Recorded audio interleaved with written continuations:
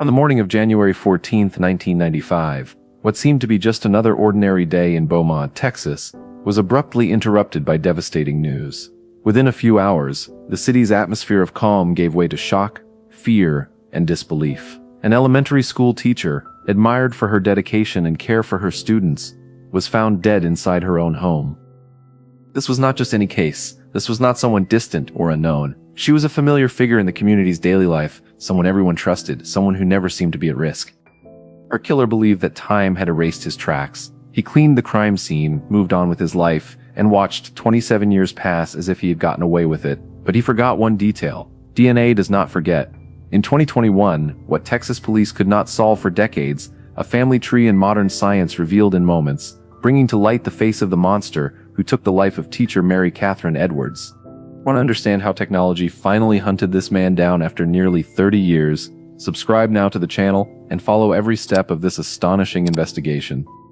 Mary Catherine Edwards lived a quiet, well-structured routine that, to anyone looking from the outside, seemed entirely predictable. At 31 years old, she lived alone and worked as a fifth-grade teacher at Price Elementary School in Beaumont. However, her reputation extended far beyond the classroom, as she was remembered not only for her work, but for the way she impacted the people around her. She was present. Students, colleagues, and friends described Catherine as kind, patient, and genuinely dedicated to what she did.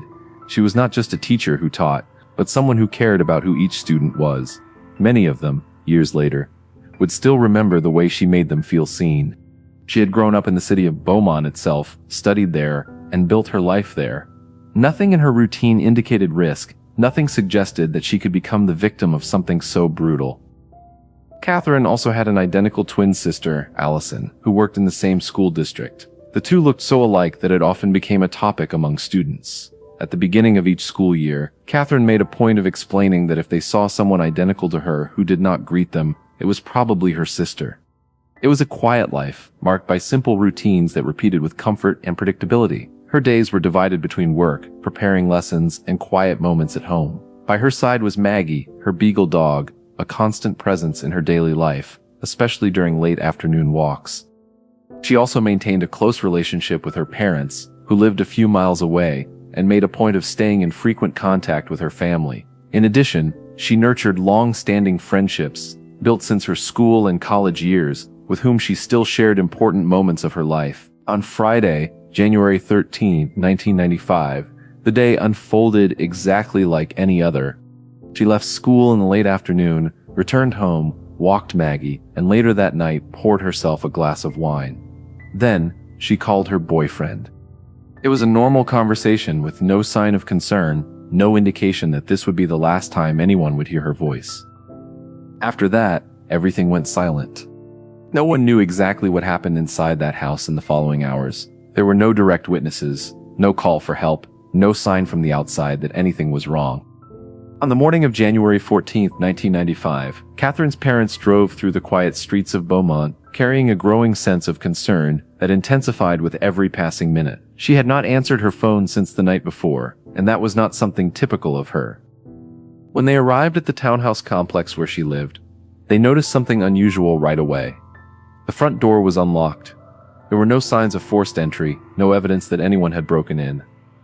Even so, something was wrong. They stepped inside, called out her name, and walked through the house hoping to hear any response, any movement. But the silence they encountered was heavy, unsettling, as if the environment itself was no longer the same. They went upstairs. In the upstairs bathroom, they found the scene that would change everything forever. Inside the bathtub was their daughter's body, motionless. Her mother, in shock, called 911 and said only what was necessary. "My daughter has been murdered." Within minutes, police were already at the scene. As they began analyzing the area, something immediately caught the investigators' attention. There were no signs of struggle throughout the house, nothing was out of place, and no door had been forced. Everything appeared strangely intact. It was as if the victim had allowed someone inside, as if she had opened the door to the very person who would soon take her life. There was also a detail that made everything even more disturbing. She was found with her hands handcuffed behind her back, using police-grade handcuffs, not common models. This detail immediately drew the investigators' attention. leading them to consider the possibility that the perpetrator could be a police officer or a former officer. The DNA from the scene was entered into the FBI's national database of genetic profiles, which contains data from convicted criminals. No match was found. Detectives then expanded the investigation and began collecting samples from everyone connected to Catherine, her ex-boyfriend, neighbors, acquaintances, and co-workers. Each of these samples was analyzed. All came back negative. Other evidence was also examined, including a comforter, the shirt she was wearing, the bed sheets, and materials collected from under her fingernails. Some of these items could not produce conclusive results, as the technology available in 1995 was not sensitive enough to analyze degraded samples or those in very small quantities. Even so, the traces that could be processed pointed to a single unknown man. The handcuffs reinforced the idea of professional use, and there were no signs of forced entry, indicating that the victim allowed the attacker inside. Whoever committed the crime could have had a connection to law enforcement, or at least wanted to create that impression. Several police officers were questioned, but none matched the genetic profile that was found. One of the detectives described the atmosphere of the investigation as something similar to a ghost story told around a campfire. The question that lingered, but that few wanted to voice, was whether the killer could be within the department itself. Over time, all leads were exhausted. The case went cold. Even so, Catherine's parents refused to give up. They maintained frequent contact with investigators, always searching for any update. Year after year passed without any new developments, and still, the calls continued. The Beaumont community did not forget either. Former students, who were around 10 years old at the time of the crime, grew up carrying the memory of the teacher who accepted them as they were. One of them said years later that Catherine helped him simply by allowing him to be who he was: shy, reserved, and that it made a difference in how he saw himself. Another recalled the impact of learning the circumstances in which she was found, saying it was difficult to accept, especially because she was someone so kind. The case remained without progress. Even so, the detectives assigned to the file over the years continued working on it. They preserved the DNA, maintained all the evidence, and kept running new checks whenever the FBI database was updated. As more states began requiring the mandatory collection of DNA from certain offenders, the system grew, and with each expansion, Catherine's profile was tested again. But no match was ever found. In 2010, after pressure from the family and the Beaumont community itself, the case was reviewed by a new team of investigators. They restarted the investigation from the beginning, revisiting crime scene images, examining recordings, and going over every documented detail once again. Old reports were reevaluated, and previously dismissed suspects were reconsidered. Several archived cases were organized into a new list for review, and Catherine Edwards' case was among them. Even so, despite this renewed effort, the lack of concrete evidence led the case to once again remain unsolved. At that point, the available forensic methods had already been explored to their limit. The FBI database depended on a specific condition. The perpetrator's DNA had to already be registered in the system. However, the systematic collection of genetic material from criminals was only adopted in most states between the mid and late 1990s. This meant that if the perpetrator had committed crimes before that period, his profile simply would not exist in the database. In practice, he could have had a criminal history and still remain invisible to the system, living freely without ever being identified. In 2020, 25 years after the murder, the case began to gain momentum again. The Texas Rangers Unsolved Crimes Investigation Program, in partnership with the Beaumont Police Department, decided to resume efforts with a new approach. But there was a painful difference. Catherine's parents were no longer alive. Over the years, they had passed away without seeing justice served, without obtaining answers about what happened to their daughter. Even without Catherine's parents, the Beaumont community continued searching for answers. Among those who mobilized was Jefferson County District Attorney Bob Wortham, who decided to treat the case as a priority. On his very first day in office, he met with the Beaumont Chief of Police and determined that the best investigators would be assigned to reopen the case. Texas Ranger Brandon Bess took over the investigation and began exploring an alternative that had not existed before: genetic genealogy. The logic was straightforward. Even if the perpetrator had never submitted his own DNA, a distant relative might have. From that information, it would be possible to build a family tree until reaching the individual who matched the profile found at the crime scene. A reward of $6,000 was announced, and authorities partnered with Othram, a specialized forensic laboratory located near Houston. capable of recovering genetic profiles even from degraded or contaminated samples. The material collected at the crime scene contained a mixture of Catherine's DNA and that of an unknown man. At the time, in 1995, testing was only able to identify about 20 genetic markers. The technology used by Othram, however, made it possible to analyze hundreds of thousands. The laboratory was able to separate the male DNA from the victim's material and extract more than 500,000 genetic markers. For the first time, there was enough information to build a robust profile and move forward with genetic genealogy. The genetic profile was uploaded to a public database used by individuals who share ancestry test results. From this, matches began to appear with distant relatives, including possible second cousins of the unknown man. With these leads, investigators began reconstructing a family tree. Over the course of about 3 months, they contacted distant relatives one by one, voluntarily requesting DNA samples. More than 30 people agreed to cooperate. The genetic connections began to align on both the paternal and maternal sides, pointing to the same family group. Gradually, the investigation narrowed down until it reached 2 brothers who grew up in Beaumont and attended Forest Park High School, the same school Catherine had attended. For the first time, there was a concrete direction. Detectives then checked the names of the 2 in criminal databases. One of them had no record at all, not even a traffic violation. The other, however, had a conviction for sexual assault in Jefferson County. This caught the detectives' attention. When they reviewed the case in which this man had been accused, they identified troubling similarities with Catherine's case. On a rainy night in July 1981, a 19-year-old young woman left a nightclub near Interstate 10 in Beaumont. Her car had become stuck in a ditch outside, and under heavy rain, she tried to get it out but eventually gave up. Unable to resolve the situation, she decided to walk to a gas station to call her mother. As she walked along the road, she noticed a man sitting in a car parked on the shoulder with the window open. When he saw her, he said he was a police officer and offered to take her home. The girl was surprised to recognize the man as a former classmate from Forest Park High School. Wet, alone, and faced with someone who seemed trustworthy, she accepted the help. As soon as she got into the vehicle, she realized something was wrong. He did not head toward her house. Instead, he drove to an isolated area and stopped the car. His behavior changed completely. He ordered her to remain silent. Then, he took a knife from the glove compartment, tied her hands behind her back with a belt, and sexually assaulted her repeatedly. Afterward, as if nothing had happened, he took her back home. The young woman did not tell anyone for about a week. She felt shame and doubt. She questioned whether anyone would believe her, or whether she would somehow be blamed for what had happened. Later, she would say that she felt destroyed inside, convinced that she would never be able to tell anyone. When she decided to go to the police, the case finally moved forward and he was formally charged. Even so, the outcome was not what was expected.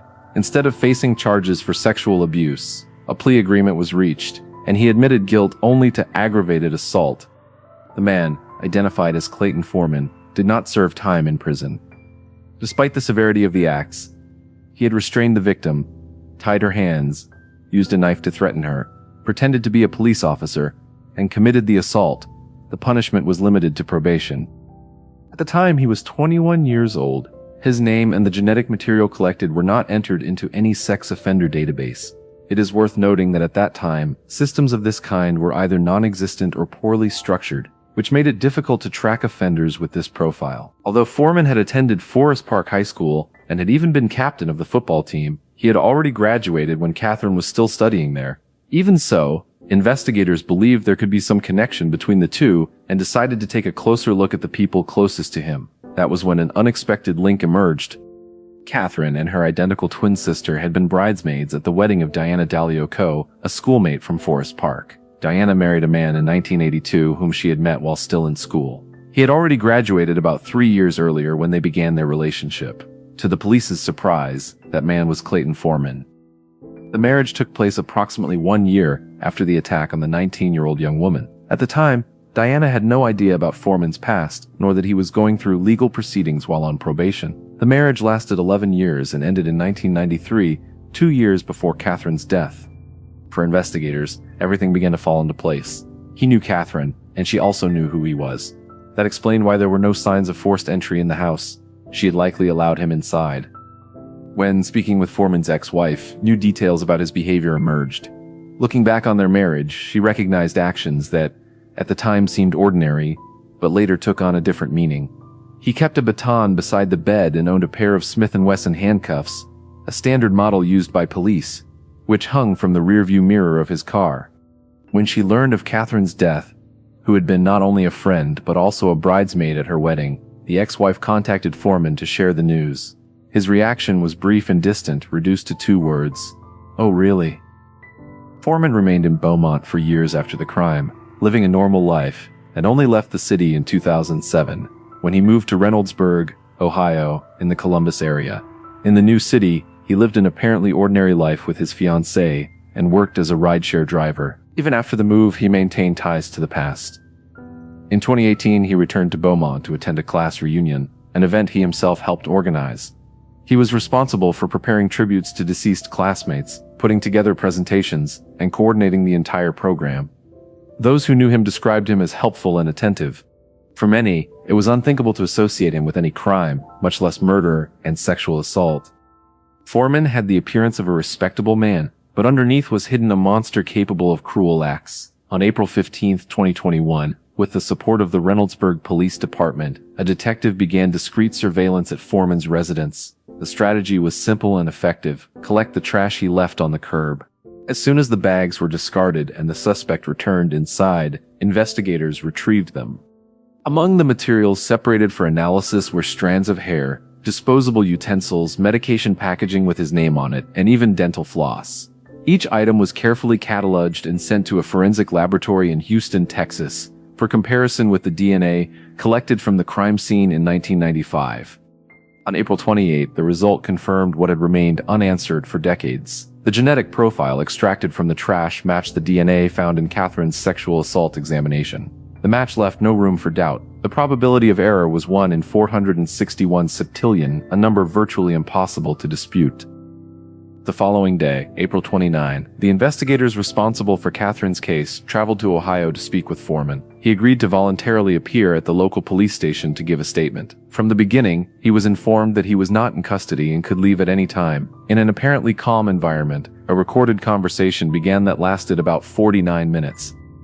During the interrogation, Foreman claimed to vaguely remember Catherine and her twin sister, mentioning that both had been bridesmaids at his wedding. Aside from that, he denied any closeness or contact with Catherine over the years. He even stated that he did not know she had died.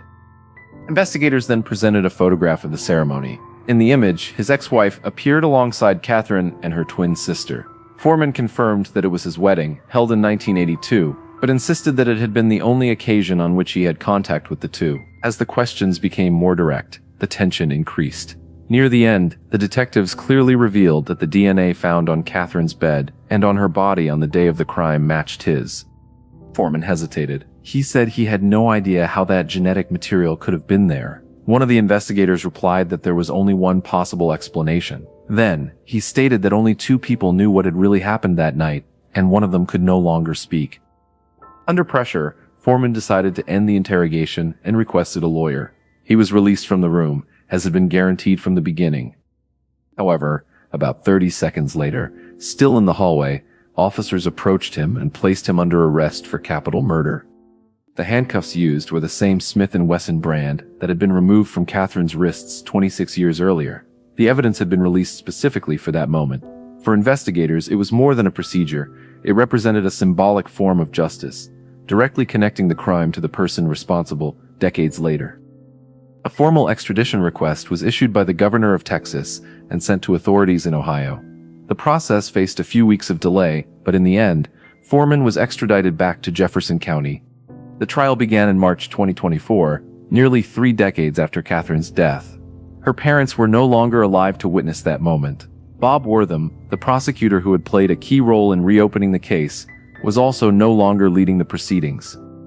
The prosecution was taken over by District Attorney Pat Noth, who had dedicated years to the case. Before the jury, he highlighted the long wait for justice and lamented that Catherine's family could not be there to see that outcome. Over the course of 7 days, the prosecution presented its witnesses, a list that included 73 names. Among the first to testify was Allison, the victim's twin sister, now 60 years old. She recalled the days leading up to the crime and described Catherine as an extremely trusting person, perhaps even more than she should have been. The courtroom remained full throughout the entire trial, while Foreman stayed composed at the defense table. The prosecution presented evidence such as DNA, crime scene records, the clothes Catherine was wearing, the handcuffs, and the results of the sexual assault examination. Experts from different laboratories explained to the jury how forensic technology had evolved over the years, from analysis with about 20 genetic markers in 1995 to much more advanced methods with hundreds of thousands of markers in 2020. The defense chose not to present witnesses, and Foreman himself did not testify. His attorney argued that, after nearly 30 years, evidence can deteriorate and memories can become unreliable. He also maintained that DNA alone would not be conclusive, pointing to the presence of unidentified male genetic material under the victim's fingernails, which could suggest the involvement of another person. The prosecution responded directly. Catherine's hands were handcuffed behind her back, which would have made any reaction such as scratching an attacker impossible. In addition, they emphasized that this unknown DNA could have been transferred over the years by different individuals who had contact with the evidence. On the final day of the trial, the prosecution presented a key witness, the young woman who had been attacked by Foreman in 1981. At the time, she was only 19 years old. Now in her 60s, she carried decades of silence and memory. Before her testimony, the judge warned the jury that they would hear about a prior crime committed by the defendant. Even after more than 40 years, she identified Foreman in the courtroom without hesitation. In tears, she described what she endured that July of 1981, the threat with the knife, the use of the belt, and the assault. When asked why she chose to speak after so long, she answered that she wanted to see justice done for Catherine. After the closing arguments, the jury retired to deliberate. In just 52 minutes, they reached a verdict. Guilty of capital murder. The judge then imposed a sentence of life in prison. Foreman will only be eligible to request parole when he is 93 years old. The prosecution chose not to seek the death penalty. The defense is still attempting to overturn the conviction through an appeal. From the beginning, many suspected that the person responsible was someone close to the victim. Even so, no one imagined it would be someone connected to her in such a personal way. Catherine opened the door because she recognized who was there. Someone she trusted. She had been a bridesmaid at his wedding. And because of that, she had no reason to feel afraid. Time passed, decades went by, people left without answers, without justice. But the truth did not disappear. It waited. It waited in silence, hidden in details that no one could see at the time, until, years later, science, persistence, and memory brought everything to light. Catherine did not have the chance to defend herself. She did not have the chance to choose. She opened the door to someone she knew, someone she trusted. And it was exactly that trust that placed her face to face with her own fate. But even after so much time, her story was not forgotten. Justice may have taken nearly 30 years, but it arrived. And perhaps that is the most important part. The truth may hide, but it never ceases to exist. If you want more real stories like this, that reveal the darkest, and also the most human, side of people, subscribe to the channel, turn on notifications, and see you in the next video.